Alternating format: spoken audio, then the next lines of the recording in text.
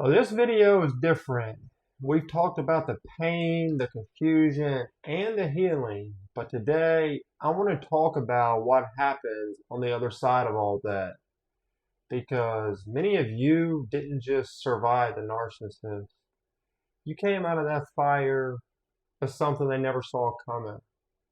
Because in their twisted version of reality, they thought they were breaking you, and that was their goal. But what they actually did was remove everything that made you controllable. And that terrifies them to their core. So by the end of this video, you're going to understand exactly why they can't reach you anymore and why that shift wasn't an accident, because it was God. And so before we get into it, if you're new here, welcome to the channel. This is Nick going, and that name means exactly what it sounds like. We talk about narcissistic abuse, spiritual warfare, and what it looks like to actually heal, not just survive, but become who God always said you were.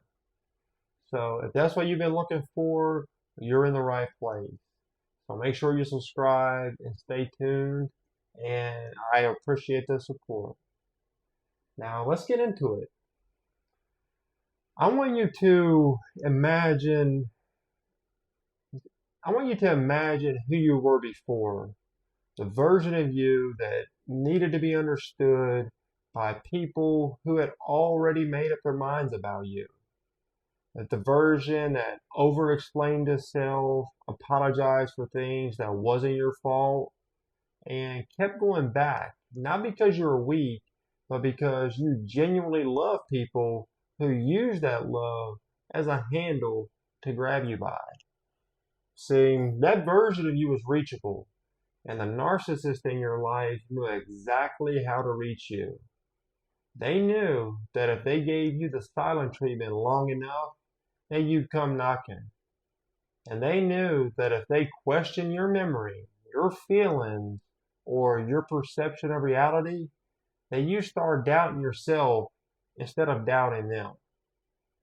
And they knew that your need to keep the peace was the same as handing them the keys. So every guilt trip, every cold shoulder, every moment where they made you feel like the problem, it all worked because there was something in you that still needed their approval to feel okay. And this is what I need you to hear. That part of you had to die to even begin the healing process. And God used the narcissist to kill it.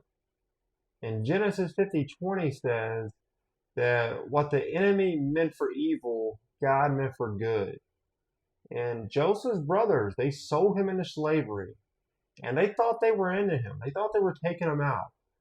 But everything they did to him, the betrayal, the pit, the prison, was God building up a man who could one day hold the weight of an entire nation.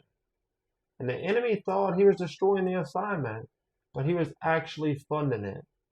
And that's what happened to you. From the criticism that never stopped, it burned away your need for their validation. The gaslighting that made you question everything, it drove you so deep into God that you built a foundation they can't shake. And the abandonment, the silent treatment for days, the way they made you feel invisible, it stripped away the people pleasing, the shrinking, and the need to be liked. And those were the exact leashes they used to control you. And now those levers don't work. They pull and nothing moves.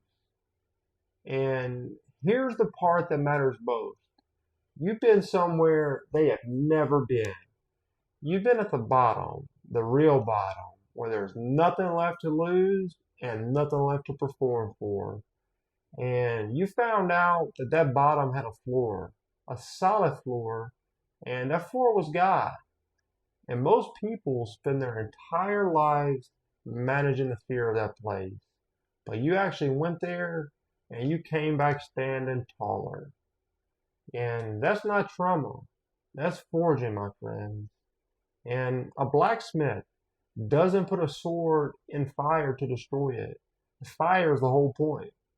So the heat burns out the impurities, and the pressure shapes what the metal actually is.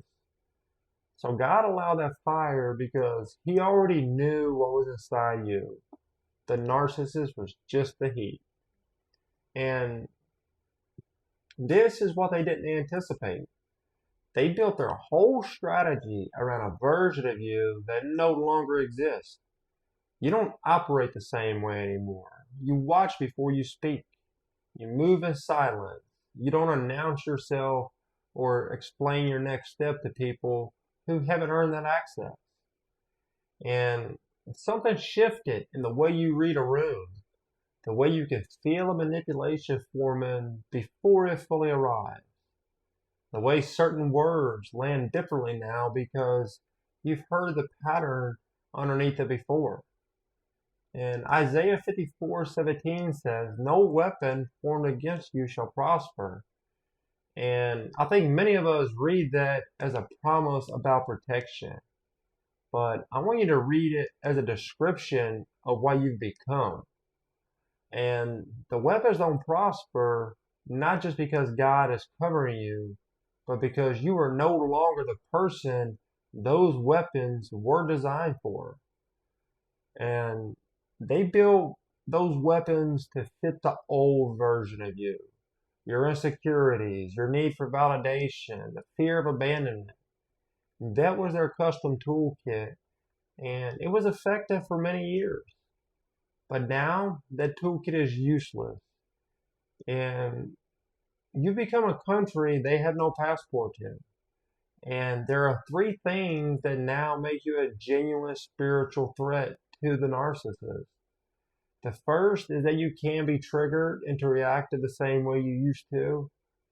And they need your reaction, the drama, the defense, the tears, the argument. That's the fuel they run on. And when you go quiet, when you simply don't engage, it doesn't just frustrate them, it destabilizes them. Because a narcissist without your reaction is a fire without oxygen. And the second thing is your discernment. You recognize the patterns now before they can finish running them. The love bombing, the devalue, the discard. You've seen that cycle enough times that you can feel it starting from the very first conversation. And that discernment is a spiritual gift sharpened by suffering. And the third thing is your peace. And it's the most threatening of all because peace is something the narcissist genuinely cannot manufacture. Their entire inner world runs on chaos.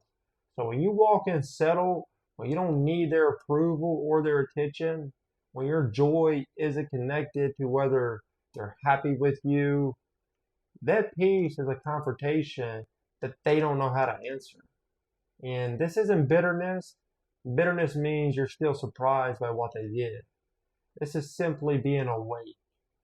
The warrior they made isn't evil. It's someone who can no longer be hunted the same way. And this is where God's design becomes undeniable. And most chosen ones reach this point, awake, discerning, no longer reactive, and they stop. They call it healed, and they stay in that place. And healing is real, healing matters, but survival is just the door. So what you do on the other side of that door is the whole assignment. And Ephesians 6:11 says to put on the full armor of God, not to go back to who you were before the war, not to return to the version of you that got wounded, but to walk forward as who you've become because of it. And that's the warrior phase. That's what it's like to be a chosen one. And it's not about revenge. It's not about confrontation or proving anything to the person who hurt you. It's about becoming so thoroughly yourself, so grounded in God, so clear in your purpose that you are simply unrecognizable to the enemy. And there are three shifts that mark this phase. The first is that you stop explaining yourself to people who weren't there for your breaking, and you don't owe anyone a defense of your growth or a justification for your distance. The people who watch you fall apart and stayed, they already understand. So everyone else doesn't need to. And the second shift is how you guard your peace.